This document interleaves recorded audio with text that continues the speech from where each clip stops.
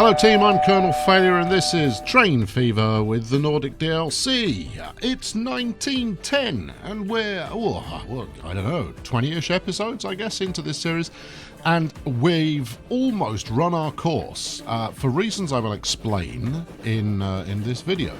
Now, there will be one supplemental video after this one in the future, but I wanted to explain why it is that I'm going to pull the plug on the thing.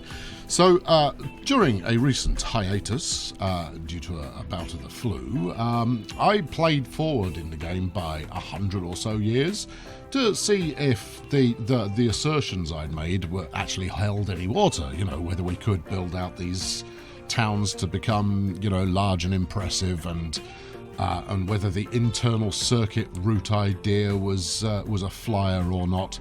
And the answer is no. There you go. Thanks for watching. Catch you soon. No. Anyway, why is it not a flyer? So the internal circuits would work on the proviso that the towns in question, and we're looking at Marlow, which is perhaps one of the better developed towns that we've got. If a town grew out to hit these kind of ancillary stations and then hop the other side as well, and there was, you know, massive growth going on in that fashion, then undoubtedly you would be able to make a viable internal loop happen. As it is, we've got one chap, two people waiting at this station right now, and they're coming from over here. And let's not forget that people are only going to use your services if their end destination remains within that 20-minute mark, within that elusive 20-minute period. So let's say a chap coming from here wants to head around to our main kind of intercity station down here. Well, then the journey they want to make beyond this point has to be within 20 minutes, plus the journey time on the internal loop. So the internal loop is a good idea, providing you can get your towns to grow large enough. And there's the problem. The towns in this game will not ever become large enough because the route to growth is twofold. As best I can fathom, tell me if I am up the wrong tree barking. Basically, to get your town to grow, they need external connections, right? So they need connections to other towns. So Haxby, for example, should be growing like Billio because it's got connections to Marlow and Lostwithiel and Bridport and Kidsgrove and Masham and Poole. In fact, everywhere. It connects to absolutely everywhere. And even Haxby fails to grow at a compelling speed. And it's simply because the volume of passengers coming and going is not high enough, because this is a small map. There isn't the level of demand that you would expect. The second factor is goods, making sure that each town has got its goods supply, cargo item supply 60 of 60. That's what helps fuel growth and progress and so forth. And I've played forward to around the 1970 mark, and the top town in the game only has 400 and some odd in terms of population. Now, if we look at where we're at now, that's not a million miles away from where we are now. So the growth, such as it is negligible, which means that more expensive services, which is what you end up with as the game progresses, they just don't happen. You can't get them. So I want to explore a couple of the ideas that I had planned before wrapping this up. But then we're going to go and, we're going to try something similar, and I've already got a scheme in mind. Well, when don't I have a scheme in mind? I have a scheme in mind for a new series, and we'll go and pursue that then. Later? What? I don't know. What else is worth noting? Oh yes, the other thing worth noting is I went bankrupt a lot. I mean, not a small amount. Very much bankrupt on a very regular basis with the future playthroughs, and that's partly because the cost of vehicles. And I realise the Nordic DLC has been updated since I commenced this playthrough. Hold on, I'm going to try and do 3 things at once here. And as such, some of the values and some of the balancing has actually been carried out now. But even so, it is incredibly hard to make money on a map this size. And I'm putting it down to the map, not the DLC. So that's 5, 6, 7, 8, 9, 10, 11, 12. There we go. Change up. There you go. Off your trot. Yeah, and I ended up, going completely bankrupt on a couple of occasions because stuff is unaffordable. So I'm going to start today, such as we start, by changing up some of these services so that we have a fighting chance. Right, I want the Litra B because that's the cheap one. I mean, they're cheap to the point of cheating, frankly, but that's the one we want. Actually, no, we don't yet, because there's a new passenger carriage coming soon. So what we will do today, however, is we'll build the replacement internal services because we are going to kill off the loops for the time being, and then potentially we'll reintroduce them later on. So yeah, I know, grand schemes being destroyed. Give me a there we go, one of those. And when I say we're going to take them apart, I'm not kidding. Where are we? Hacks, anti. Get yourself to a depot. In fact, more than that, well, I'll do that manually, I suppose. Go to a depot and sell yourself once you get there. Same with you. Go on, off you go. Basically, these guys are serving no purpose whatsoever, and they are just going to cost me, well, my entire livelihood. The entire future of society hinges on my closing these services down. But fear not, there are more trains coming, and we're going to get those going. They're coming, and we're going to get them going. Really, that's the best English you can do. Yeah, so we're going to get that sorted. Right. So next up, we need to do internal bus routes instead, because buses, I found, actually started making me some cash. And I know loads of you have been saying, like, seriously, man, trams and what have you. Yes, you are absolutely right. Should we do trams instead of buses? I'm not 100% convinced it's going to fly. But hey, it's more interesting than buses, right? What do we think? No, I've done an awful lot of laying of tram track. Let's do one. Let's do one in Haxby just to you know, have some trams represent. But fundamentally, trams, no, not this series. Right. Let's do the same kind of system we always do, which is we will do stops in the wilderness in order to hopefully encourage people to move out that way. Right, now, where do we want to get through here? We can go straight through the centre of town. Yeah, this is the way to go. Alright, and then we'll head up over here somewhere. And then that needs a bit of road.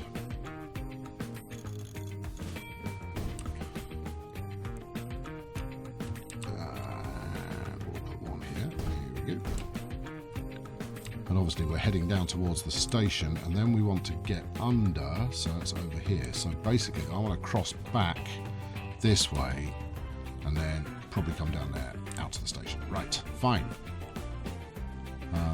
What should we prefer? So if we go here, that gives people 2 walking routes to get to some public transport, which is a good thing. So yeah, so what I'm going to do for the remainder of this series, which is this episode and the next one. In this one, we will build up some stuff, or at least set in place the stuff that I will be building up, and then in the next one, I will roll it forward by 100 or so years, so that we get to the point where you can see some of the glorious other vehicles in the game, in the DLC, and. With any luck, I'll still be solvent enough for that to happen. Right, let's put in a route here, shall we? Tram route, add new. Here's a. Do you want a pro tip? I'm a pro tip kind of a guy. Right, this is a pro tip for creating road-based routes. So we'll start here at Haxby North, and then we'll just follow this stuff around. Now, obviously, the first tip for this is have a clue as to where you're going to begin with. And once again, we'll change this yellow so that you can see what the hell's going on, or rather, so that I can see what the hell's going on. Why have you opted to take that route? That's a really stupid route to take. Did I not double? I'm sure I did. Yeah, I did. What's your problem? Why are you giving me drama here? Look, it's a straight road. There is no point in you going round here. Oh well, I'll fix that in a minute, I suppose. Where are we? Windsor Road. Then we want this one. There you go. See, now it's got some flipping sense. And then we shall go down here. No, we won't go down there. I want to stick one after the avenue. Stick one in here. There we go. Then the green, and then this chap here, Park Avenue, and then Albert Road, and then Mill Road, and then we're back to Haxby North. Does that look about right? It does. The service reverses on itself, but that's purely to kind of complete the route. Okay, right, now we've got that up, line 1, which we'll call Hax Anti, because it is broadly running anti-clockwise. As much as it figure eights just a touch, it is still broadly figure eight. No, it is broadly anti-clockwise in nature. Thank you. Right, electric trams. Here we go. Let's so get your route in first if you're building tram line, and then set the tram line afterwards, because you can see the bits that you actually needed. Now, you might decide to lay tram track all over your town, which is possibly a little wasteful, but you have every right to waste your money however you see fit. Now, no one's going to use any of the stuff out here. As previously mentioned, it's nigh impossible to get stuff to expand fully around the town, because everyone wants to be within 20 minutes of their destination. So they will build around the station, but that's only any good if their destination, including commute time, whether that's bus or whether that's train, is within that elusive 20 minutes. And I guess it makes sense, but it is just a little bit limiting. Right, here we go. Which way am I heading? We're heading this way. Wrong there. Give me the corner there. I'm not onto the pro tip yet. This is a minor tip of, build your route before you build your track. I'll show you and it's really, as pro tips go, it's fairly amateur. But I'm sure you'll see the virtue in my testimony. Right. Okay. So we've got that all tracked up. I'm pretty sure that's working. So now we want to create the anti-clockwise route, and you think, oh, flipping heck, I'm going to have to figure that out by hand. Well, actually, just keep up the existing route, and then they have numbers underneath, right? So what have we got? 12. So we start with 12, which is Mill Road, and then don't think about it too much. Just do descending order. So we go 10, 9, 8, 7, 6, 5, 4, and so forth, because it will automatically use the most appropriate route. There we go. If we do this in a funky blue,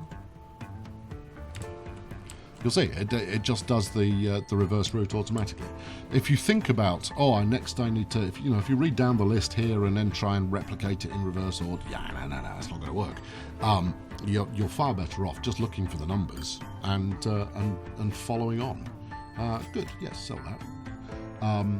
There you go. That's my pro tip, such as it is. I don't know how pro you were expecting, but there you go. That's all the news that's fit to print. Right, we have 2 routes up. I think this is a 4 tram job. That's not the right button. That's the right button. And then we need a tram depot. What do you think? This one? No, let's put it out in the wild. There we go. Unlikely anybody's ever going to build here. Right, by trams, we will have 4 of these Litte 1 Sporwagens. 2, 3, 4. Alright, you can head on to Hack's Ante. You, meanwhile, can head on to Hack's Clock. Alright, let's give them a quick head start. Am I going to say it? I am going to say it. Yes, as ever, these are going to take a little while before they start picking up passengers, but they will ferry people around. And actually, I mean, trams aren't too bad. They will make a break-even point relatively easily. Don't expect them to ever make you millions, but maybe someone else will disagree. Maybe someone will go, no, they will make you millions. You are just bad at using them. I cannot rule that out for a moment. There we go. Right, yeah, everything is ticking along. Right, okay, so that's the first thing I'm going to do is I'm going to build an internal route, maybe trams, maybe buses, across every town that I've got already. We want to shuffle the population around, and for most towns, I'll come back to Haxby in a moment. It will be running from here, taking in the sights and the sounds of the town, heading through the centre out to the other destination. Basically, it's a replacement for the exterior loop, which is now just basically costing me money while the stations sit idle. The second thing that I'm going to do is I'm going to complete the exterior loop. So we're going to finish off running all the way around the outside of the map. Now, this in itself causes problems because it's expensive to run. It is not profitable because the volume of passengers is such that when you're running more expensive consists, more expensive locomotives, you just get you don't get enough money from it for it to be worthwhile. And in one of because I've done it about 3 times, I've played forward, and in one of them I spent my entire 50 million budget on building the thing, and it trickled in some cash for a while, but then could not make a profit. Individual services weren't too bad, and one of the reasons for this is this chap right here. Now, at the moment, it's sitting there going, quite happily bragging to itself that it's got a production of 209, but that production drops off. I've seen it drop as low as 110. Now, given how much of my revenue is derived from the supply of goods, that's really bad news. Let's call this chap up here and take a quick peek. So the oil train here is generating 1.25 million a year. The goods trains, they all make a bit of cash.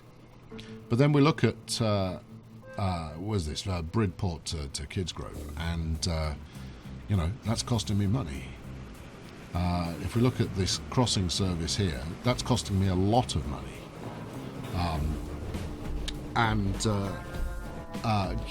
I could boil. I can boil it back to be profitable overall, but when it comes down to it, it just doesn't end well. Right, there you have it. Let's go have a quick look at our trams.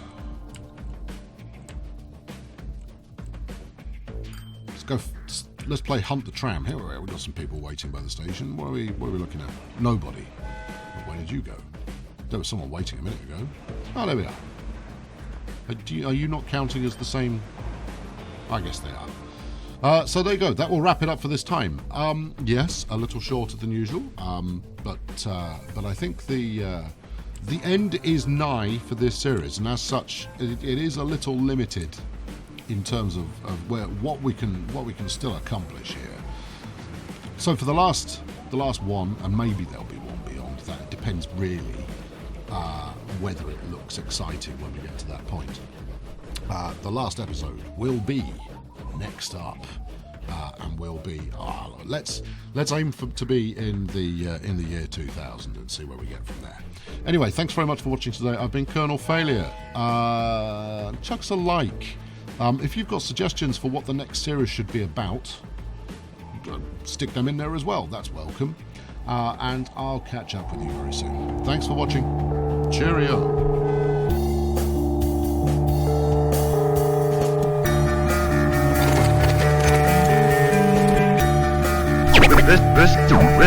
Listen.